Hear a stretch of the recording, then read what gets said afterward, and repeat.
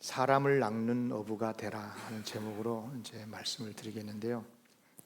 사진 한 장을 볼게요. 이 사진은 우리 한국교회 최초 목사님들의 7분의 모습입니다.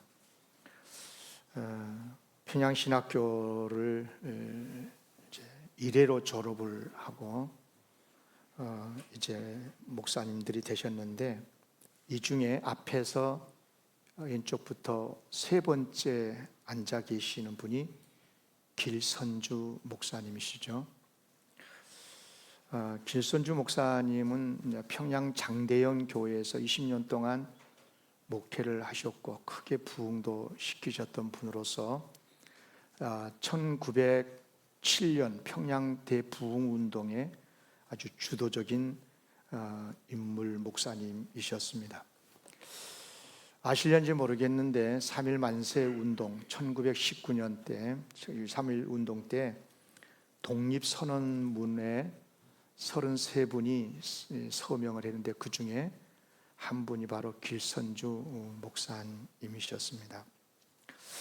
근데 길선주 목사님은 이런 나라적으로 국가적으로도 귀한 일을 하셨지만 초대교회의 부흥에 있어서 정말 대단한 영향을 미치신 귀한 목사님이십니다. 특히 이제 목사님은요, 사경회를 많이 다니셨고, 부흥회죠. 사경회를 다니실 때 주로 본문의 내용은 요한계시록이었다고 그래요. 그러니까 요한계시록을 1만 번이나 읽으셨고요. 처음부터 끝까지 단 한 글자도 틀리지 않고 다 암송을 하셨다고 합니다. 그러니까 성경을 보지도 않고 줄줄 암송하시면서 가르쳤는데요. 또 성도들, 그때 당시는 성경이 별로 없었던 시대니까 글도 잘 모르고, 그러니까 이제 성도들에게 요한계시록을 가르칠 때 암송하게 만들었고, 그래서 몇 장 몇 절을 읽어보세요. 그러면 서서 읽거나 암송을 할 때 틀리면 곧바로 수정을 시켜주고, 그럴 정도로 요한계시록을 정확하게 암송하시고, 지금까지도 요한계시록 강의 그러면 길선주 목사님을 생각할 정도로 훌륭하신 분입니다. 그런데 길선주 목사님은 왜 요한계시록에 집중했을까 하는 것입니다. 학자들의 연구에 따르면요, 그때가 바로 일제강점기였잖아요. 일제강점기. 나라를 잃고 정말 칠흑같이 어두운 고통의 세월을 보내고 있던 성도들에게 하나님의 나라를 소망하고 천국을 소망하는 이른바 종말신앙과 천국신앙, 하나님의 나라에 대한 비전을 심어주기 위한 목적이었다는 거죠. 지금도 우리 한국 사회에서는 1919년 3.1 만세 운동에 대한 역사적인 평가가 진보와 보수 사이에서 굉장히 차이가 나는데요. 어떤 사람은 이제 3.1 운동이 소위 비폭력, 무저항 운동이다.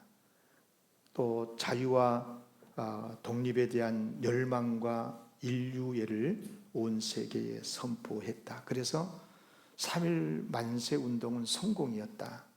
이렇게 평가를 하는가 하면, 어떤 사람들은 만세 운동은 했지만 실제로 독립을 하지 못하지 않았냐, 만세만 불렀지, 그러니까 실패라고 주장을 하는 역사학자들도 있습니다.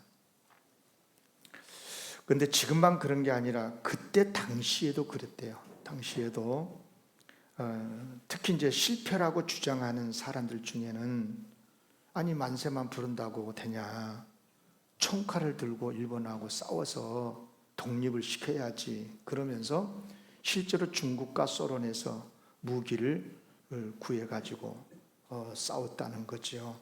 그런데 그때 그분들의 대부분은 나중에 공산당원이 된다거나 사회주의자, 공산주의자들이 되지요. 그런가 하면 이제 교회 안에서도 마찬가지인데요. 교회 안에서도 독립과 자유가 요연하잖아요. 일본 내 나라를 빼앗기고 정말 독립이 되겠나.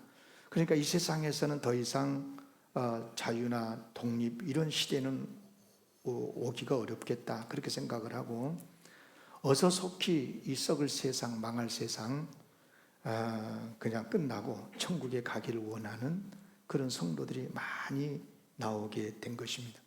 그래서 역사를 보면요, 1920년대, 1930년대 한국 교회의 분위기는 다분히 종말적이었어요. 종말적이었죠. 저도 어렸을 적에 그 영향이 계속 이어져 가지고 굉장히 하나님의 나라에 대한 설교를 많이 들었던 기억이 있습니다. 바로 이런 시대적인 배경 하에서 길손주 목사님의 요한계시록 강해가 유명하게 된 것입니다. 어쨌거나 목사님의 요한계시록 사경에는 대단하게 인기가 있었고 당시 교회는 천국을 강렬하게 사모하면서 종말 신앙으로 고난을 이겨내고 하나님의 나라를 천국을 꿈꾸면서 고통스러운 세상을 이겨내는 원동력으로 삼았던 것입니다. 그리고 놀랍게도 그 영적 분위기가 종말 신앙과 하나님의 나라 천국 비전에 대한 신앙이 계속 이어지면서 지금의 한국 교회의 부흥의 초석이 되었습니다. 여러분, 천국을 사모하는 내세 신앙 잘못된 것입니까? 천국을 사모하고 하나님의 나라의 비전을 품고 신앙생활하는 종말 신앙, 기독교 신앙의 핵심 중에 핵심입니다.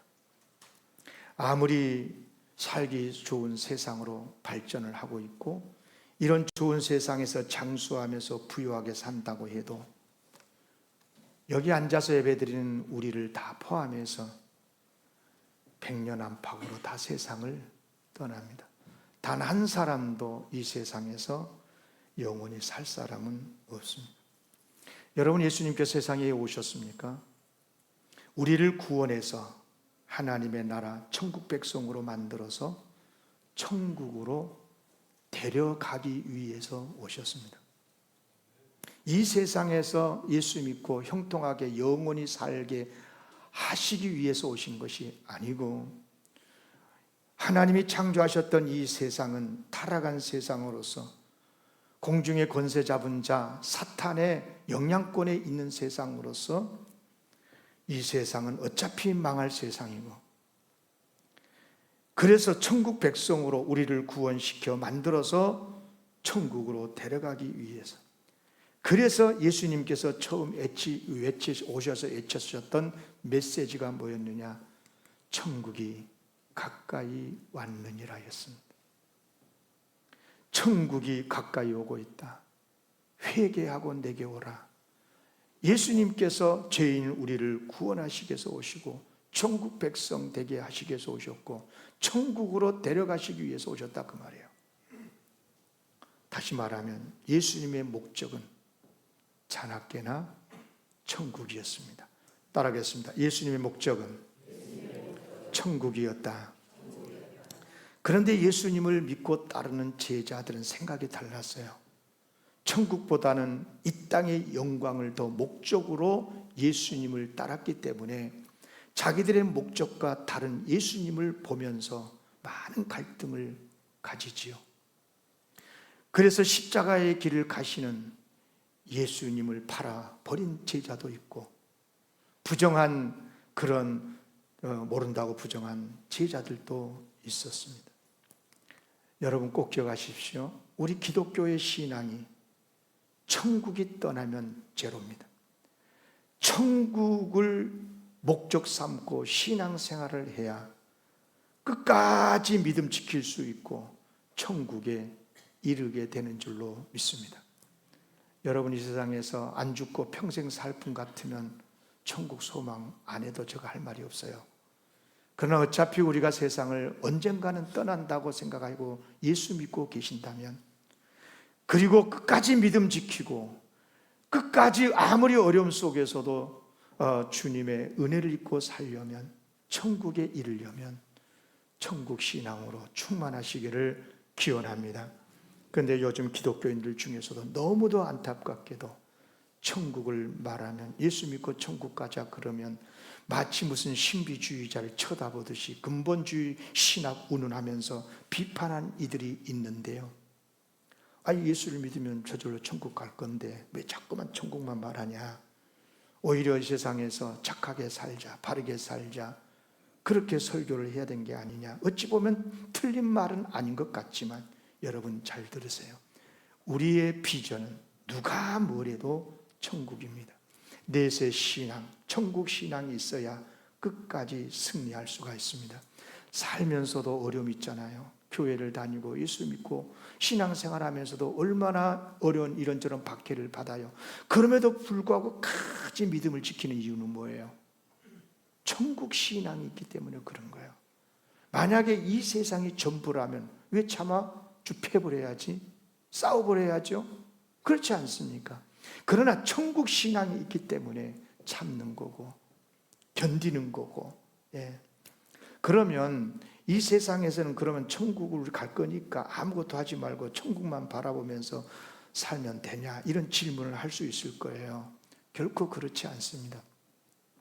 천국에 가야 할 성도들은요, 천국을 비전 삼고 신앙생활을 하되 이 세상을 바르게 이해해야 돼요. 이 세상에서는 우리가 반드시 사는 날 동안 감당해야 될 일이 있어요. 감당해야 될 사명이 있어요. 그 사명에 충성을 해야 돼요. 비록 세상을 목적하고 살지는 않지만, 세상이 전부로 알고 살고 있지는 않지만, 그러나 마땅히 우리가 세상에 태어나서 사는 한 이 세상에서 떠나는 그날까지 우리가 감당해야 될 일이 있다, 그 말이에요. 다시 말하면 이 세상에 대한 이해, 여러분, 우리가 발딛고 살아가고 있는 이 세상을 어떻게 이해해야 되느냐, 따라하겠습니다. 사명의 현장이다. 다시, 이 세상은 우리가 사명을 감당해야 될 현장이다.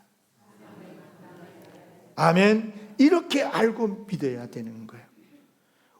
천국을 목적으로 하되 이 세상을 구원하고 이 세상을 살리고 이 세상을 사랑하는 마음으로 살아야 된다, 그 말이에요. 세상을 사랑하셔서, 얼마나 사랑하셨으면 독생자를 보내주셨던 그 아버지 하나님의 사랑을 품고, 얼마나 세상을 사랑하셨으면, 세상 구원하기를 원하셨으면, 세상을 구원하시기 위해서 십자가에 달려 죽으셨던 그 예수님의 마음을 품고 우리도 세상을 살리고 세상을 사랑하는 사람으로 살아가야 될 줄로 믿습니다. 여러분, 하나님이 세상을 얼마나 사랑한 줄 아십니까? 죄인인 우리를 구원하여 영생을 주시려고 독생자 예수님을 세상에 보내셨어요. 하나님이 세상을 이처럼 사랑하자. 이처럼이라는 말이 얼마나 사랑했다는 거냐? 독생자를 주신 만큼.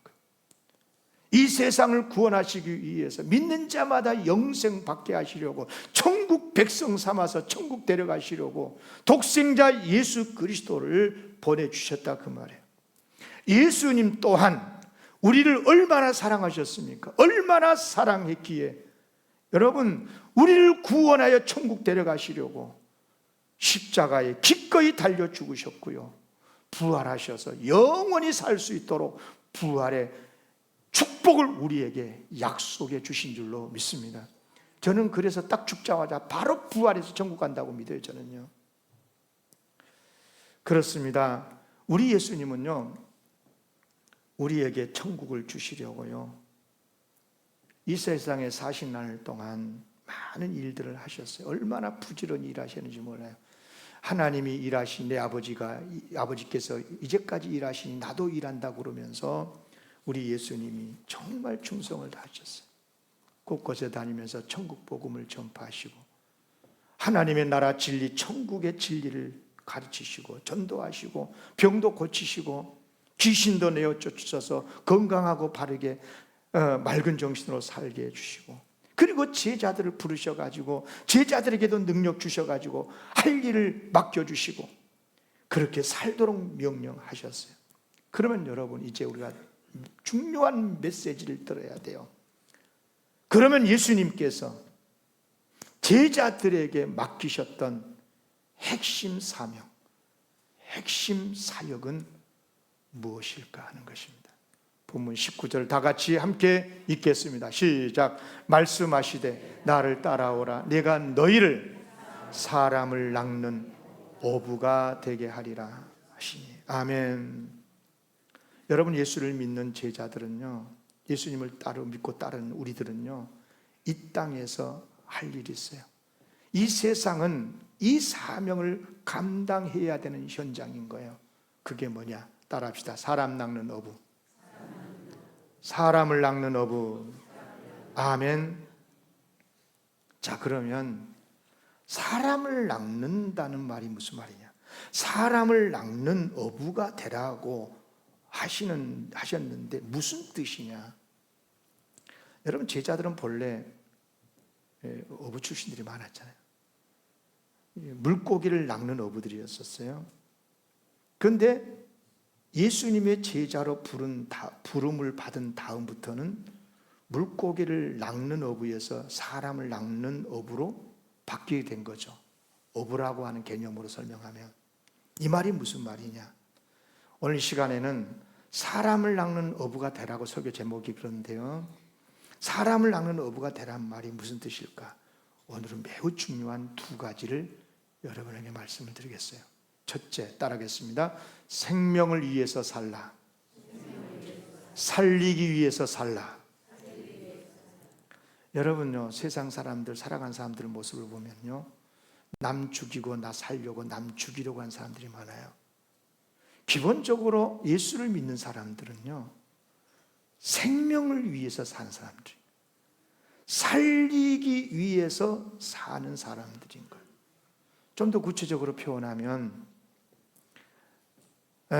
본인 자신이 예수를 믿어서, 생명 대신 예수님을 믿어서 구원을 받은 생명의 사람,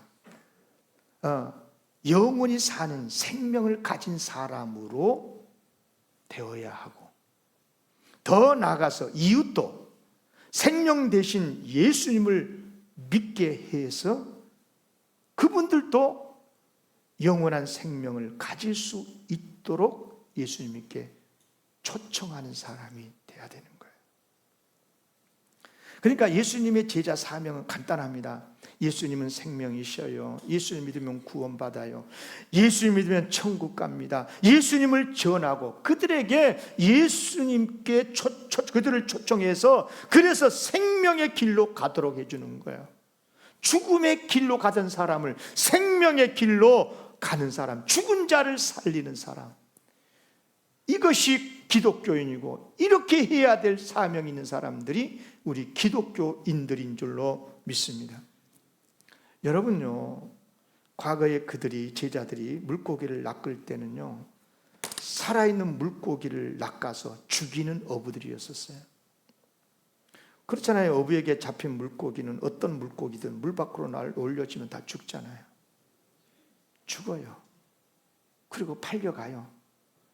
그리고 사람들의 식탁에 올려줘요. 이른바 물고기를 낚는 어부는 산 것을 죽게 해서 돈 버는 사람들인 거예요. 산 고기를 죽여서 음식 만들어서 먹고 사는 사람들인 거예요. 그러나 천국의 어부는 정반대죠. 살리는 어부인 거예요. 죽은 생명을 살려내는 사람들. 아멘.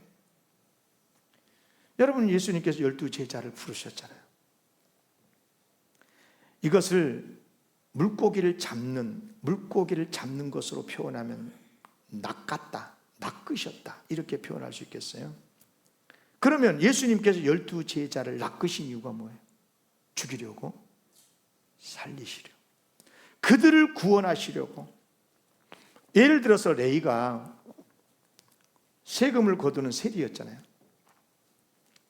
그렇게 세리로 살면서 많은 재산도 모으고, 그는 언젠가는 그 재물을 끌어안고 허무한 인생을 타다면서 죽게 될 거예요.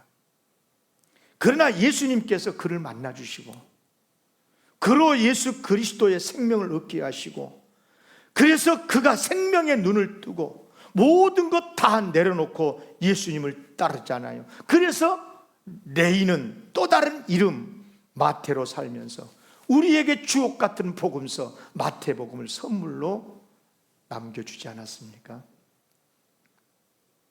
그래서 예수님께서는 12 제자를 부르시는 목적이 살리는 사람이 되라, 그리고 살리는 일을 하라고. 뿐만 아니라 예수님의 발길이 닿은 곳마다 제자들 12 제자만이 아니라 많은 사람들이 살아났지요. 병자가 치유되고 절망했던 자가 소망을 얻게 되고 죽은 자가 살아나고 지옥 갈 사람이 천국 백성이 되고. 아멘. 제자들도 마찬가지. 예수님이 죽고 나니까, 떠나고 나시니까 많은 사람들을 살려내잖아요. 많은 생명을 낚아냈어요. 그리고 그들의 발길이 닿는 곳마다 구원의 역사, 생명의 역사, 교회가 세워지고, 예수님께서 제자들의 발을 씻기심으로 그들의 발을 복되게 해주셨는데, 과연 제자들의 발은 생명의 복음을 전하는 발, 성경은 그 발을 아름다운 발이라고 표현했습니다. 보내심을 받지 아니하였으면 어찌 전파하려 기록된 바 아름답도다. 좋은 소식을 전하는 자들의 발이함과 같으니라. 아멘. 사람을 낚는 어부가 되라. 이 말씀은 살리는 사람이 되라는 것입니다.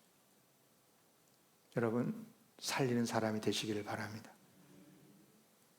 그 사람만 가면 분위기도 죽고 싸우고 그런 사람이 있어요.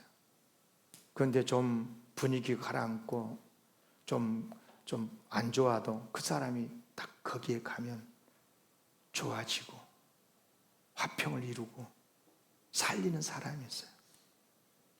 여러분 교회 안에서도, 나라 안에서도, 여러분 회사 생활에서도 살리는 사명을 감당하시기를 바랍니다. 살리는 사람이 되세요. 저의 오경남 목사의 SNS에 제가 딱 올린 글이 하나 있어요. 제가 글을 잘 안 씁니다. 살리는 사람. 저는 일찍부터 그 목적을 가지고 살아가고 있어요. 두 번째, 사람을 낚는 어부가 되라. 이 말은 사랑을 위해서 사는 삶을 말하는데, 따라할게요. 사랑하면서 살라.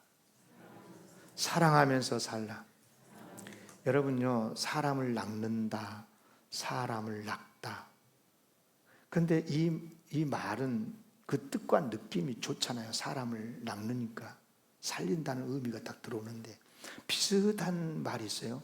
사람 잡다, 사람을 잡는다. 그러면 그 뜻과 느낌이 전혀 달라요. 아, 그 사람 잡네.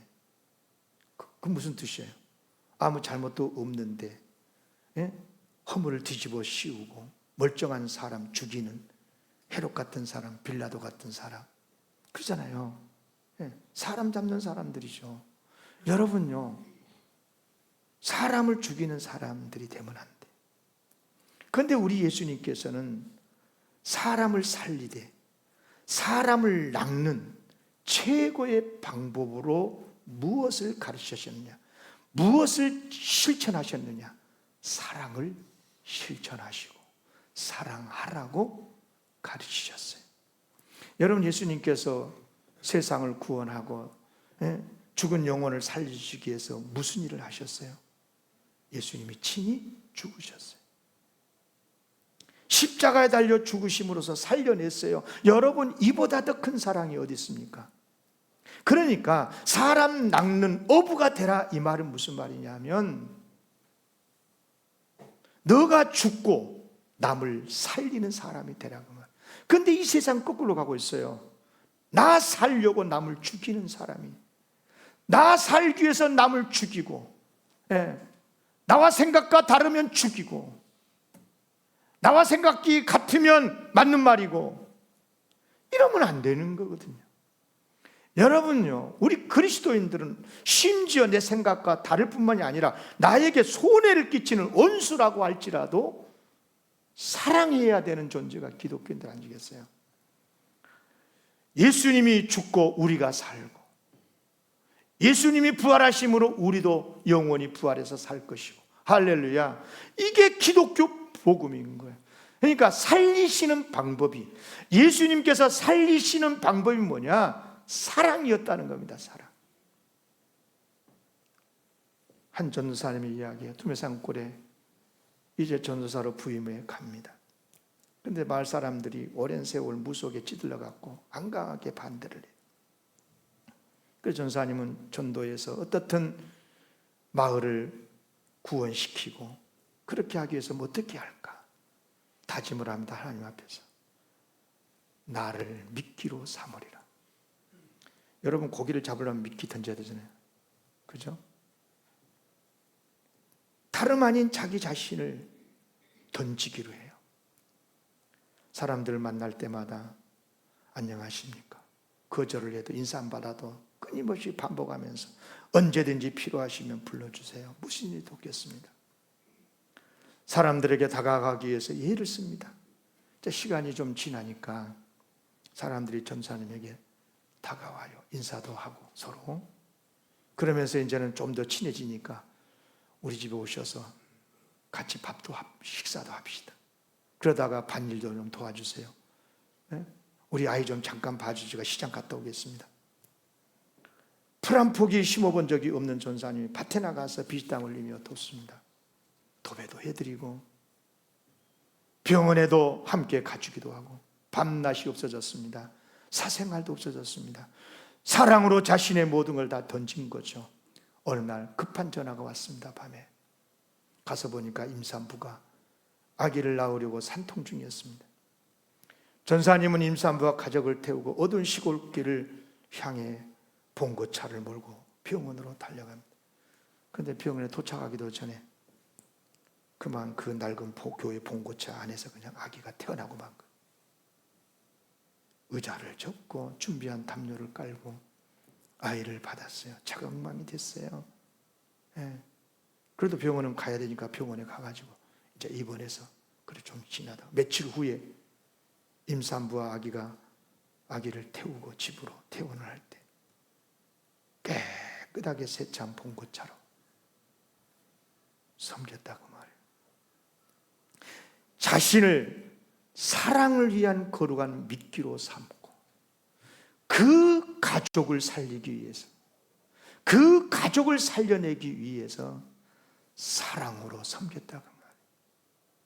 여러분, 살리는 일과 사랑하는 일은 어찌 보면 같이, 마치 두 레일처럼 같이 가는 거예요. 여러분, 살리겠다고 그러면서 미워하고 정죄하고 살려지지도 안 하고 살려낼 수도 없어요. 그건요. 여러분, 살려내기 위해서는 희생하고 사랑해야 되는 줄로 믿습니다. 그 결과 아기의 가족은 다 예수님을 믿게 되었다지 않습니까? 여러분, 이 땅에 오신 많은 선교사들이 그랬어요. 1890년에요 평양신학교를 세우셨던 사무엘 마페 선교사님이 남봉꾼이 던진 그냥 돌이 맞아갖고 턱뼈가 부러지었어요.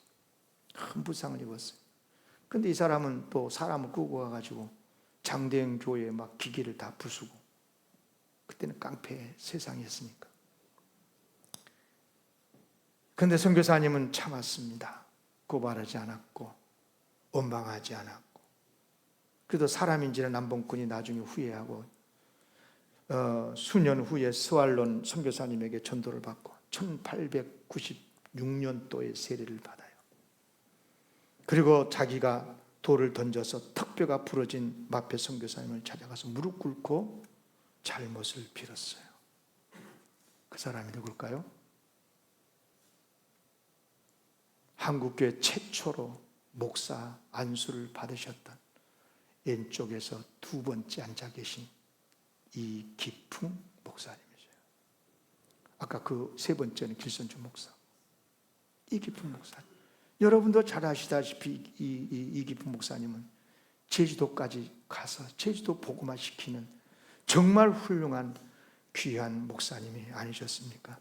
사랑의 미끼를 던져서 이기풍을 살리니까 이기풍도 예수 그리스도의 생명을 받아서 자기도 제주도 도민들을 살리기 위해서 최초로 제주도에 들어가서 죽을 고생을 하고 복음을 전하고 교회를 세우셨던 귀한 사명을 감당하게 된 것입니다.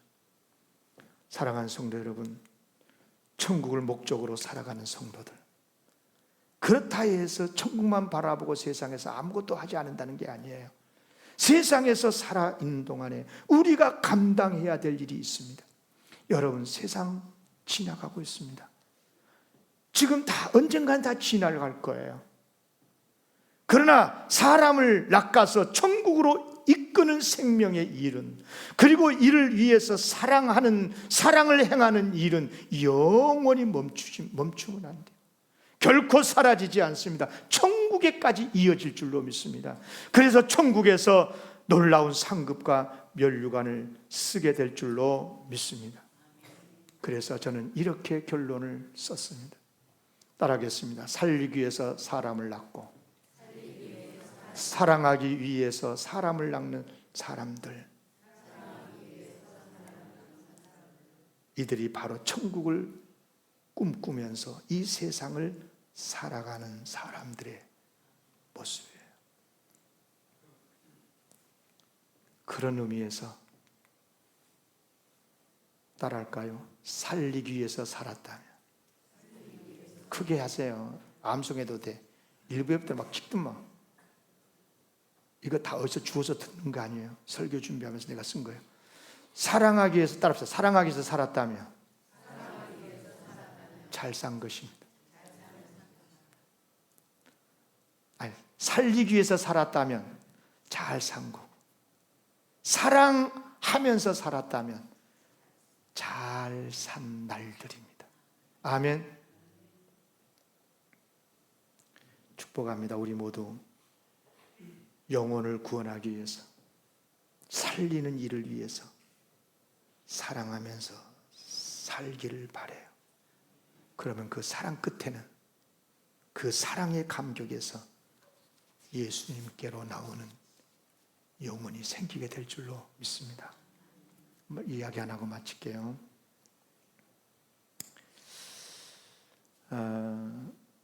1919년 3.1 운동, 아까 만세 운동을 이야기했는데 끝나고 나서 일부가 폭력을 행사했다고 말씀드렸잖아요. 만세만 불러 되겠냐, 총칼을 들고 일본하고 싸워서 독립을 해야지 하면서 폭력을 행사하고 막 그러는데, 그렇지 않은 사람 다 사쿠라라고 그러고 수박이라고 그러고. 그때 교회 안에서도 갈등이 많았대요. 교회 안에서도 만세만 부르고 기도만 한다고 해서 나라가 독립이 되겠냐, 무기를 들고 우리 기독교인들도 싸워야지, 이렇게 주장하는 성도들이 있었고, 목사도 장로도 있었고, 그래서 교회 안에서도 무장 투쟁을 한 성도들이 있었다고 그래요.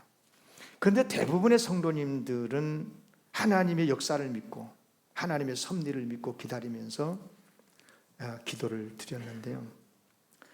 글쎄요, 지금까지도 어떤 게 옳은지에 대한 의견은 분분해요. 그러나 분명히 알 것이 있습니다, 여러분. 예수님이 세상에 오셔서 십자가에 죽는 그때부터, 초기 교회 시대로부터 21세기 교회에 이르기까지 그리스도인들은 폭력을 어떤 경우라도 지지하지 않아요. 이슬람은 한 손에 코란, 한 손에 칼을 들고 이방 민족을 강제로 이슬람화했지만, 그러나 기독교는 어떤 경우에도 사랑으로 선교하고 칼로 이어받지 않았어요. 돈으로 협박하지 않았어요. 숫자로 밀어제치지 않았어요. 오히려 사랑으로 선교하다가 매맞고 순교를 당했어요. 복음을 전하되 그 방법은 언제나 사랑이었다는 것입니다. 그리고 그것을 영광으로 여겼고요. 죽음으로 살리는 사람들, 죽음으로 사랑하는 사람들, 저는 이들이 바로 기독교인이라고 믿습니다. 한국 교회가 언젠가부터 좀 싸나워진 것 같아요. 목사들의 모습도 싸나워지고 말에 날이 서 있고 표정도 무섭고 세상을 향해서 분노하고 있어. 교회는 세상을 향해서 분노할 수 없는 공동체예요. 오히려 세상을 향해서 불쌍히 여기고 그들을 향해서 그들을 위해서 눈물을 흘리며 그들을 구원하기 위해서 애쓰는 공동체가 교회인 줄로 믿습니다. 그래요. 그런데 세상 사람들이나 사랑을 입에 달고 사는, 천국을 입에 달고 사는 그리스도인들이나 차이가 별로 없어졌어요.